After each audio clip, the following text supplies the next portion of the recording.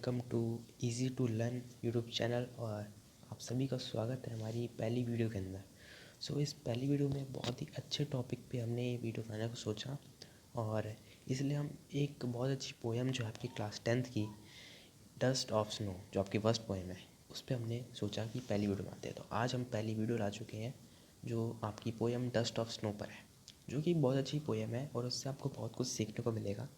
तो बिना किसी देरी के चलिए शुरू करते हैं। और चलिए, तो यहाँ पे आपकी पोएम क्लास 10th की पहली पोएम डस्ट ऑफ स्नो, ठीक है, जैसे मैंने बताई है आपको, और रिटन बाय रॉबर्ट फ्रॉस्ट, आपकी बहुत अच्छे पोइट है, ठीक है। अगली पोएम भी जो कि फायर एंड आइस उन्हीं ने लिखी है।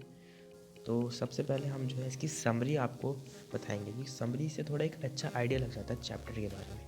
तो चलिए समरी पे चलते हैं। तो this poem written as short but explains many important truths about life, written by Robert Frost. This poem shows that some small things in our nature or in our surroundings can change our state of mind and our thoughts. Poem is about the nature that things which recognize as the unauspicious, crow and hemlock, but that both things change the poet's mood and save his time. तो simply जो ये poem जो है, बहुत मतलब देखा ही होगा आपने बुक में भी, ये छोटी पोएम ही है, और जो एक्सप्लेन है, इसका एक्सप्लेनेशन ये बहुत ही मतलब बहुत अच्छा चीज़ें एक्सप्लेन कर रही है हमें, इम्पोर्टेंट ट्रूथ जो है लाइफ में हमारे। और रिटन बाय रॉबर्ट फ्रॉस्ट, ये रॉबर्ट फ्रॉस्ट ने लिखी है, जैसे मैंने स्टार्टिंग में आपको बताया।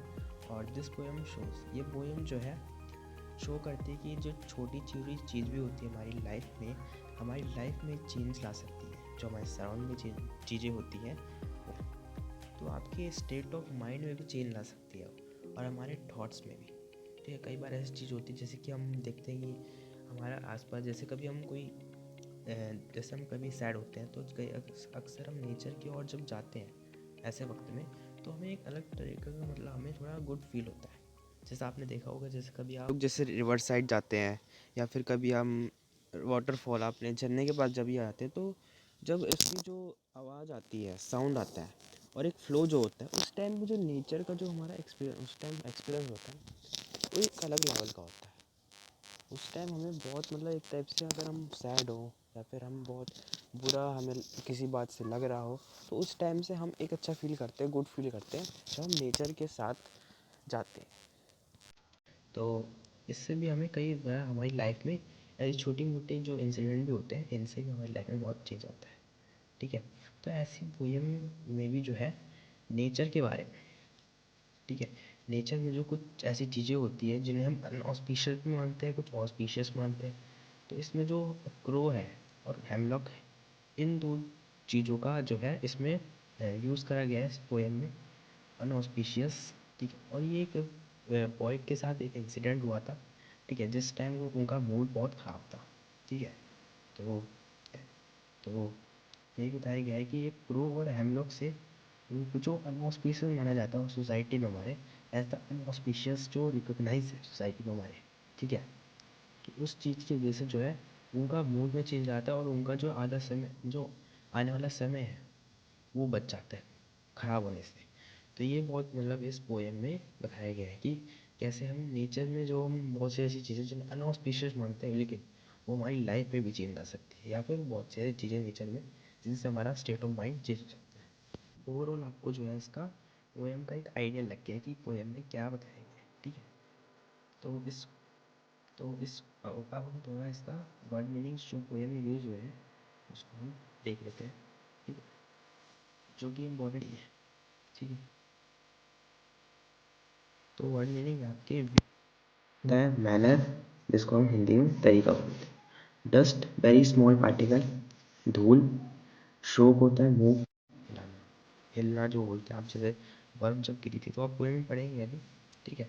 हेमलॉक मैंने आपको बताया एक टाइप ऑफ ट्री होता है, ठीक है, जो पॉइजनस प्लांट भी बोल सकते हैं आप, ठीक है। ये सब है यहाँ पे। तो mood, state of mind, mood जो होता है आपका स्टेट ऑफ माइंड, ठीक है, मनोदशा आप बोल सकते, जो आपका मूड, आपके माइंड में अलग अलग जो चेंजेस आते हैं, ठीक है। तो ये पार्ट, क्वेश्चन, हिस्सा। रूड होता है फेल्ट सैड डीपली, पछताना, जैसे हमको बोलता है कि वो पछता रहा था, लेकिन उसको जो है उन चीज़ों से, जो हेमलॉक ट्री और क्रो से जो है उसका आधा दिन बच गया। ठीक है, तो ये सब बताया गया है यहाँ पे। अब हम पोएम फाइनली अब स्टार्ट करते हैं, तो ठीक है। तो डस्ट ऑफ स्नो आपकी एक पोएम है। The way a crow Shuk down on me, dust of snow from a hemlock tree.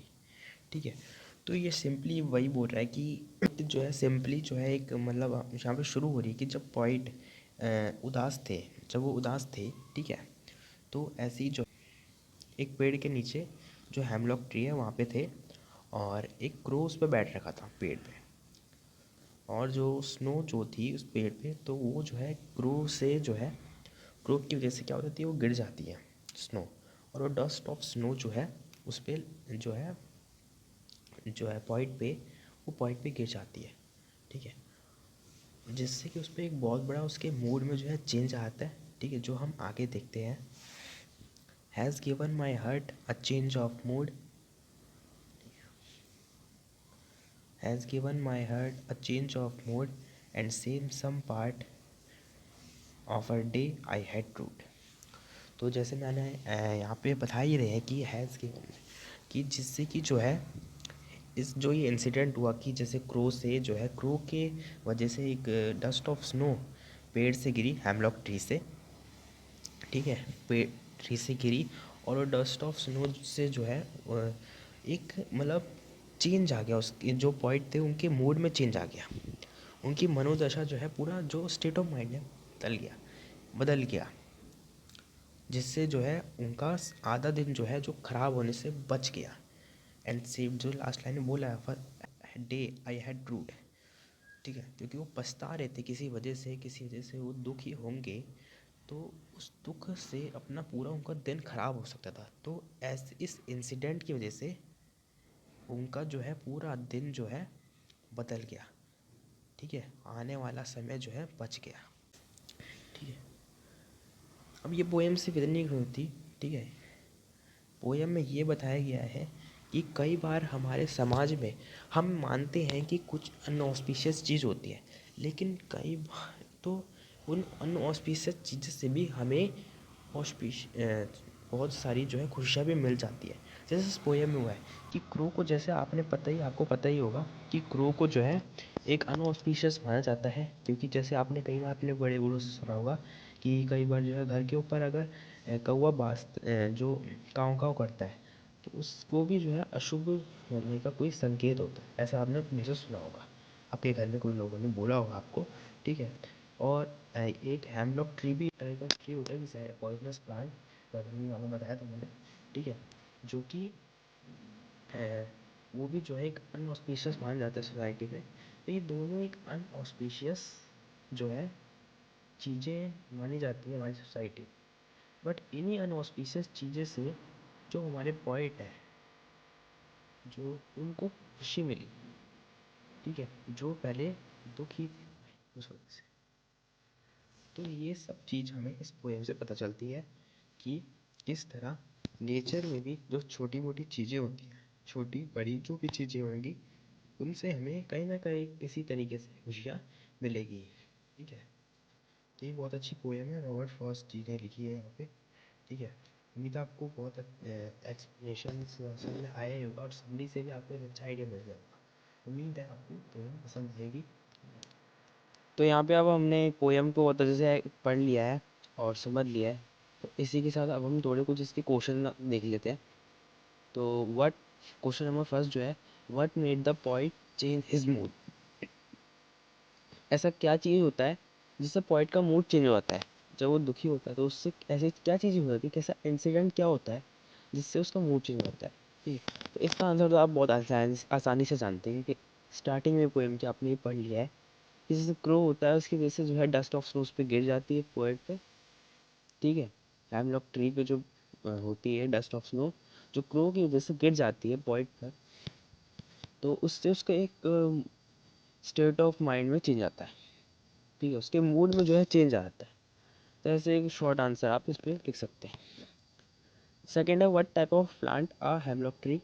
तो हेमलॉक ट्री एक पॉइजनस प्लांट होता है। ऐसे बोल सकते हैं, आप बोल सकते हैं, और अनऑस्पिशियस भी माना जाता है वो, ठीक है। How did the dust of snow affect the poet. Dust of snow जो है अफेक्ट कैसे करती है पोइट को।